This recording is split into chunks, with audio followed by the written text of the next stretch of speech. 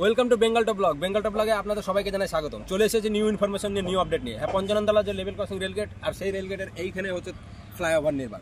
যে ফ্লাইওভার কিন্তু দীর্ঘদিন ধরে পড়ে আছে। এই ভিডিও অফিস এই সাইডে কিন্তু দেখতেই পাচ্ছেন যে পিলার কনস্ট্রাকশন হওয়ার পর থেকে অনেক দিন থেকে কাজ কিন্তু থমকে পড়ে আছে। তো এবার আপনাদের সঙ্গে নতুন আপডেট। আচ্ছা, এখানে কি কাজ শুরু হয়েছে না হয়নি, কি ব্যাপার, সে সমস্ত আপডেট নিয়ে ইনফরমেশনে চলে এসেছি। এই সাইডে যে সমস্যা ছিল, এই সাইডে যে সব বাড়িঘরগুলো ছিল বা এখানে সমস্ত যে বসতি, সেই বসতির জন্য কিন্তু এখানে যে ফ্লাইওভারটা নির্মাণ হবে বা এখানে যে ব্রিজটা ওভারপুল তৈরি হবে, সেই ব্রিজটা কিন্তু কাজ আটকে ছিল।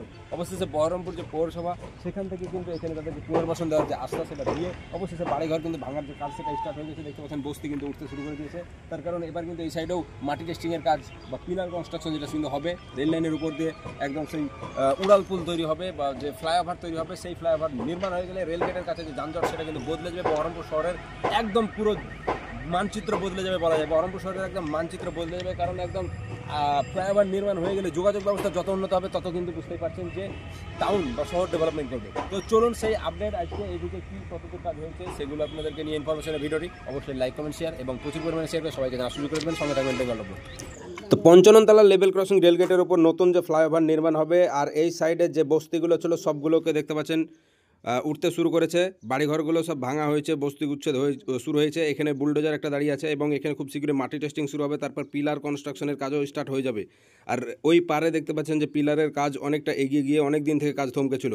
তো বহরমপুর শহরের দ্বিতীয় ফ্লাইওভার এটি। এই পঞ্চাননতলা যে ফ্লাইওভার নির্মাণ হয়ে গেলে বহরমপুর শহরের একদম পুরো যানজট তো ক্লিয়ার হবে, তার সঙ্গে যোগাযোগ ব্যবস্থা বদলে যাবে বহরমপুর শহরের মানচিত্র।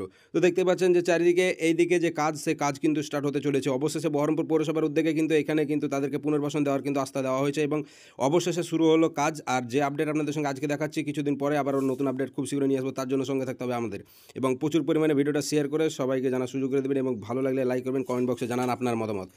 তো এই যে লেভেল ক্রসিং গেটটা দেখতে পাচ্ছেন, এটা কিন্তু সেই লালগোলা রানাঘাট রুটের একটি শাখা, যেটা কিন্তু মানে রেলগেট পড়লেই কিন্তু অনেকটাই যানজট লাগে। তো এই ছিল আজকে ছোট ইনফরমেশন। তো ভিডিওটি ভালো লাগলে লাইক টাইক করবেন, ভালো না লাগলে লাইক করতে